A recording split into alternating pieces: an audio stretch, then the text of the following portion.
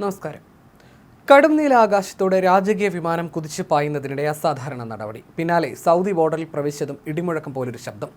നോക്കുമ്പോൾ A380യുടെ ഇരുവശത്തും കാവലായി 4 ഫൈറ്റർ ജെറ്റുകൾ. മോദിക്ക് പിന്നാലെ ട്രംപിനും റോയൽ എസ്കോർട്ട് നൽകി സ്വീകരിച്ചതാണ് സംഭവം. ദൃശ്യങ്ങൾ ഇപ്പോൾ സോഷ്യൽ മീഡിയയിൽ വൈറലായിരിക്കുകയാണ്. മിഡിൽ ഈസ്റ്റ് സന്ദർശനത്തിന് തുടക്കം കുറിച്ച് റിയാദിലെത്തിയ അമേരിക്കൻ പ്രസിഡന്റ് ഡൊണാൾഡ് ട്രംപിന് സൗദി ഒരുക്കിയത് രാജകീയ വരവേൽപ്പാണ്. സൗദിയുടെ ആകാശത്ത് പ്രവേശിച്ച ട്രംപിന്റെ എയർഫോഴ്സ് 1 വിമാനത്തിന് അകമ്പടി നൽകുകയായിരുന്നു സൗദി റോയൽ എയർഫോഴ്സിന്റെ യുദ്ധവിമാനങ്ങൾ. സൗദിയുടെ വ്യോമ അതിർത്തിയിലേക്ക് പ്രവേശിച്ച ട്രംപിന്റെ വിമാനത്തിന് 3 യുദ്ധവിമാനങ്ങളാണ് അകമ്പടി നൽകി സ്വീകരിച്ചത്.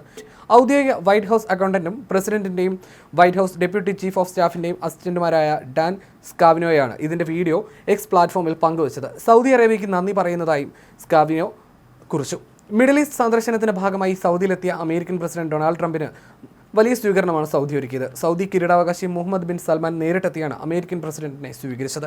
വമ്പൻ വ്യാവസായിക പ്രഖ്യാപനങ്ങൾ ഉണ്ടാകാൻ സാധ്യതയുള്ള സൗദി അമേരിക്കൻ നിക്ഷേപ സംഗമം ഇന്ന് നടക്കും.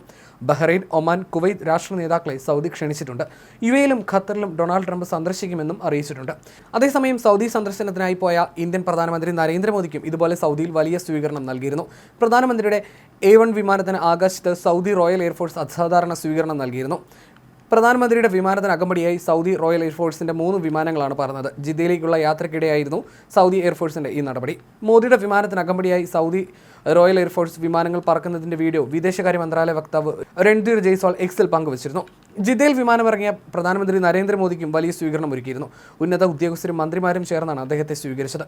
2 ദിവസത്തെ സന്ദർശനത്തിനായിട്ടാണ് പ്രധാനമന്ത്രി നരേന്ദ്രമോദി ജിദ്ദയിലേക്ക് പോയതെങ്കിലും പഹൽഗാം ഭീകരാക്രമണത്തിന് പിന്നാലെ സന്ദർശനം വെട്ടിച്ചുരുക്കി പ്രധാനമന്ത്രി തിരികെ ഇന്ത്യയിലേക്ക് മടങ്ങുകയും ചെയ്തിരുന്നു.